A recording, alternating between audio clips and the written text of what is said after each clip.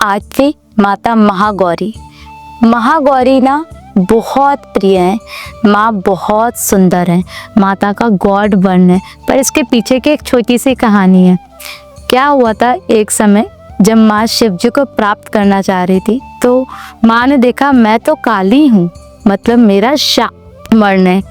तो माँ कहती आप इतने सुंदर आलोकित और मैं श्याम वर्ण की, ऐसा नहीं होगा। तो माँ ने ब्रह्मा जी की तपस्या करी। जब तपस्या करी तो माँ गौर रूपी हो गई, तो महादेव ने उनका नाम गौरी रख दिया।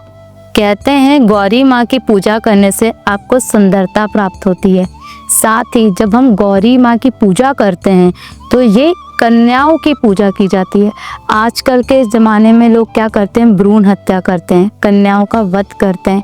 गौरी शक्ति देवी का वो शक्ति है जो स्त्रियों को कहता है कि शक्ति का आवाहन कैसे किया जाता है, क्योंकि कहते हैं इस संसार में अगर कोई चीज़ है तो वो है प्रकृति, जो कि एक स्त्री रूपा है।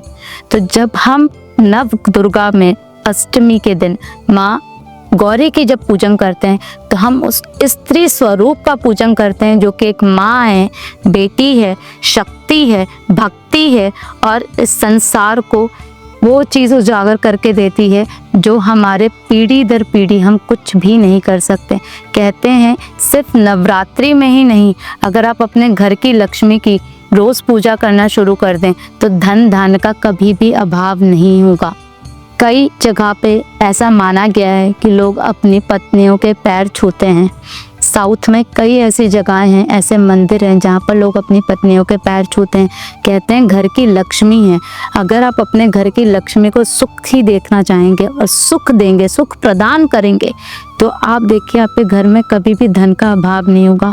गौरी का जो ये रूप है ये दर्शाता है कि लक्ष्मी को अर्जित कैसे किया जा सकता है। गौर रूपा से सुंदरता का प्रतीक नहीं है, ये गौरी इस चीज़ का प्रतीक है कि शक्ति ही सब कुछ है। तो कहते हैं ना शिव के साथ शक्ति ज़रूरी है, वरना शिव शव हैं। इसीलिए गौरी का पूजन अनिवार्य है। माँ गौरी का छोटा सा पूजन किया जा सकता है छोटे से उपाय के साथ। माँ को सफ़ेद पुष्प प्रिय हैं। साथ ही अगर आप जब इनका पूजन करें, आप इनको कमल का फूल चढ़ाना शुरू करते हैं।